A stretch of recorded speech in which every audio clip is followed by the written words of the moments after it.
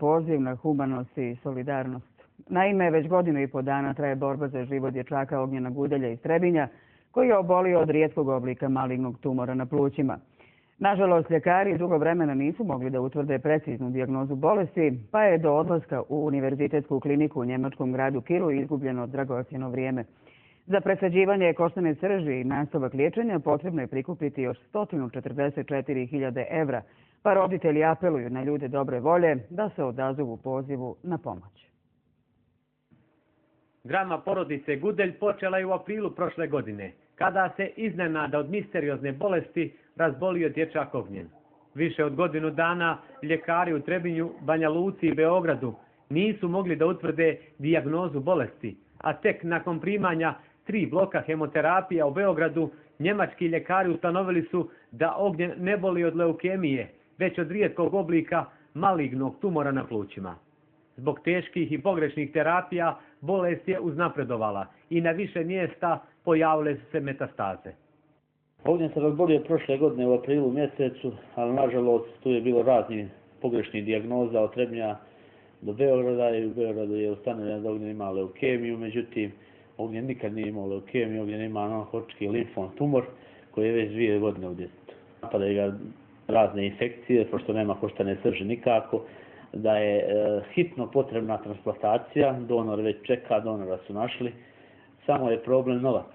Fond zdravstvenog osiguranja Republike Srpske uplatio je kliničkom centru Šlezvig-Holštajna 144.000 evra, a veliki broj ljudi odazvao se pozivu za pomoć, pa su do sada u humanitarnoj akciji prikupljena značajna sredstva. Ipak, vrijeme igra presudnu ulogu, jer je već naredne sedmice potrebno uplatiti dodatnih 100.000 evra kako bi njemački ljekari izvršili transplantaciju koštane srži. Iako iscrpljen zbog 18 mjeseci provedenih u raznim bolnicama, Ogi je i dalje vedrog duha i nada se brzom oporavku, povratku u školske klupe i druženju sa drugarima koje nije vidio skoro 2 godine. Pozivam sve dobre ljude, dobro srce da mi pomognu da što prije ozdravim i da se vratim svoje Trebinje.